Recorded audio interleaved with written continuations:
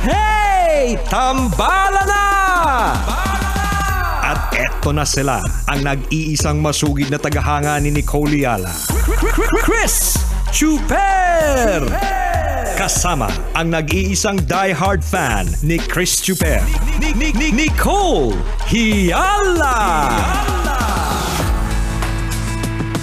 Mula sa Mahiwagang Burnay, ang kwento.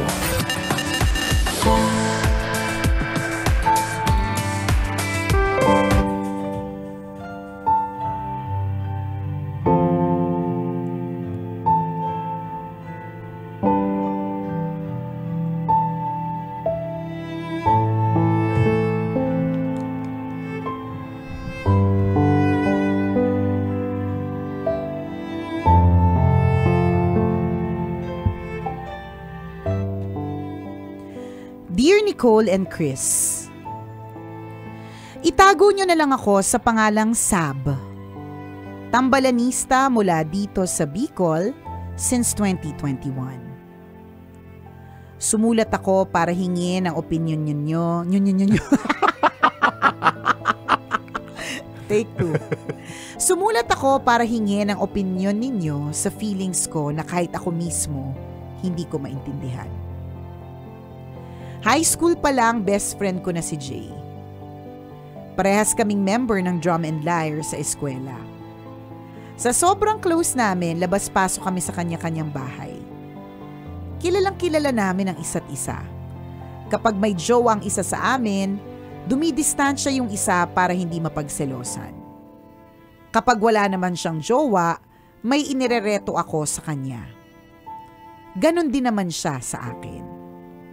Minsan, sinasamahan ko pa siyang makipag-date sa babaeng nireto ko sa kanya. We went to the same university pagdating ng college. Inaalalayan ko siya para hindi ma-homesick. Sukang-suka ako kapag napagkakamalan kaming magjowa. Hanggang nagka-boyfriend na nga ako. Dumistansya naman si Jay pero inamin muna niya na gusto niya ako. Deadma ako kasi hanggang kaibigan lang ang tingin ko sa kanya. Kaso, nag-break kami agad ng boyfriend ko. And Jay was there to comfort me. After a month, may nagustuhang ibang babae si Jay. Nasaktan ako kasi gusto ko na din siya. Kinaibigan ko yung girl at todo support ako sa umuusbong nilang pag-iibigan. Pagkatapos, unti-unti akong dumistansya. Ang dami niyang missed calls at chats na hindi ko sinagot. Makalipas ang 1 buwan ng pagdededma, pinuntahan ako ni Jay. Break na daw sila. Hindi daw niya kasi kaya na wala ako sa eksena.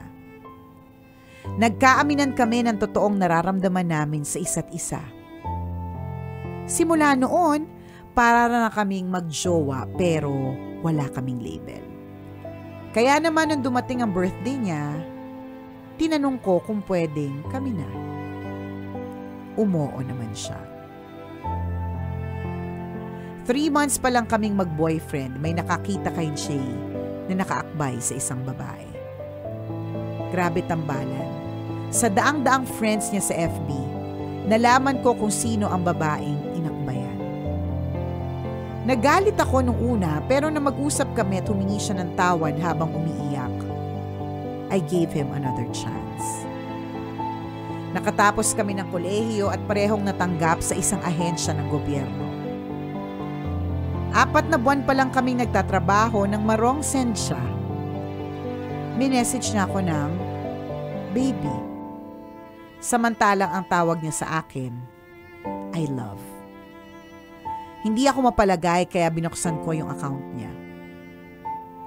Doon ko nakita na ang dami niyang katsa tuwing 10:00 ng gabi. Ang lalaswa ng usapan. Pinuntahan ko siya at kinompronta at sa gigil ko, sinapak ko at binugbog ko. Mabuti na lang may kotse na ako noon. Nakapag-emote ako na matiwasay sa loob ng sasakyan. We decided to give each other space, pero ang nakakatawa, sabay pa din kaming mag-lunch. Pinag-bake ko pa siya ng cake at pinagluto ng birthday niya kahit break na kami.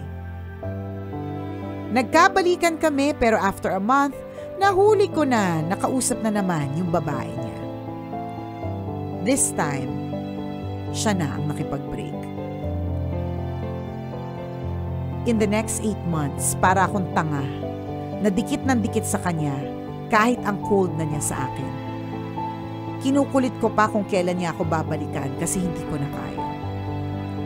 Wala daw akong kwenta at hindi na daw niya akong babalikan.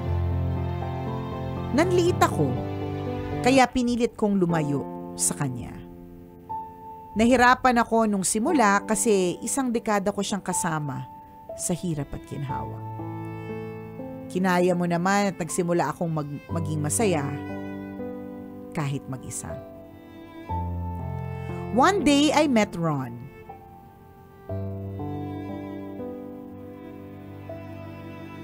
Ang gaan ng loob ko sa kanya.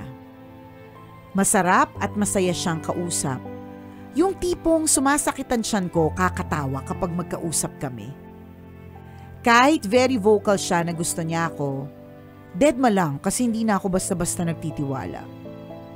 Pero puspusan kung manligaw si Ron kaya nahulog ako. Nakakapanibago kasi lagi niyang inuuna yung feelings ko, yung nararamdaman ko, kung ano man yan, it matters to him. Hindi siya nakakatulog kapag alam niyang masama ang loob ko. Lagi niya akong ina-assure kung gaano niya ako kamahal. Para akong prinsesa kung ituring niya. Super proud pa siya nung ipakilala niya ako sa family niya. Nung sagutin ko siya after months ng panliligaw, naiyak siya sa sobrang tuwa. At nang maging kami, ang saya lang. May peace of mind ako kasi kampante ako na ako lang. Hindi ako stressed. Payapa na sana ang love life ko nang puntahan naman ako ulit ni Jay. Alam naman niyang may boyfriend na ako pero nagmamakaawa na maging kami ulit. Nagsisisi na daw siya. Hindi daw niya kaya na hawak ako ng iba. Hinahanap daw ako ng pamilya niya. Sabi ko, hindi na ako babalik sa kanya. Tambalan, alam ko namang tama ang naging desisyon ko pero bakit pakiramdam ko mali? Why do I feel so bad? Why do I feel this way? Salamat sa pagbasa ng sulat ko at sa inyong payo. Ang inyong tambalanista, Sam.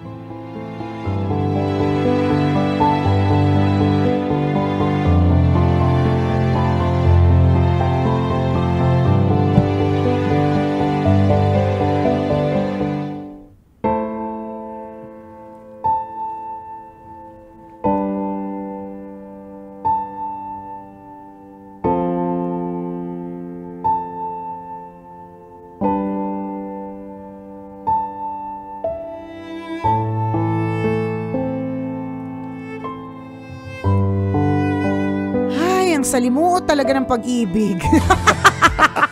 Love is really truly about sacrifice. Ang dami talagang sakripisyo, ang dami pong suffering. Tsareng!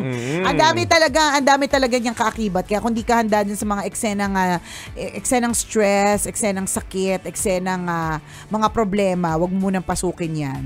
Go! Maging katulad ka ni Elsa, single frozen queen for life. Charot. Tapos kakanta ka rin dapat, ha? Na, di ba? Let it go, ganun. Ay nako, nakakaloka. Kasi, huwag ka na babalik kay Jay. Ako para sa akin, huwag ka na babalik ka. Napakaraming red flags ni Jay. Iba't ibang level ng red.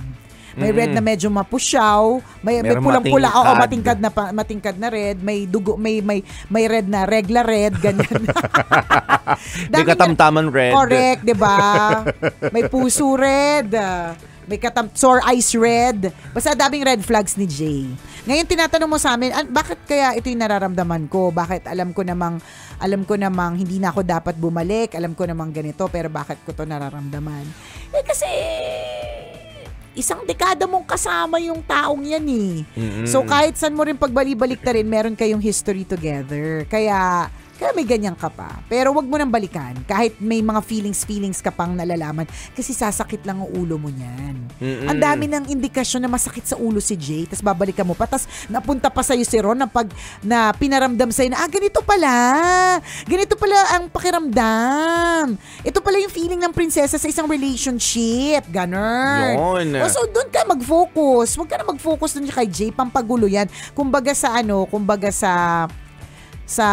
problema sa buhay, yung mga pampagulo yan yung mga demonyo. Yung kung kailan, hindi partner! Kasi kung kailan yung parang kampante ka na, you have faith in God, may mga manggugulo sa'yo. Diba? Okay. Yung mga So alagad ito? Oo, alagad ito. Alagad yan na parang guguluhin ka. Kasi diba, tandaan, anong mission ng kalaban?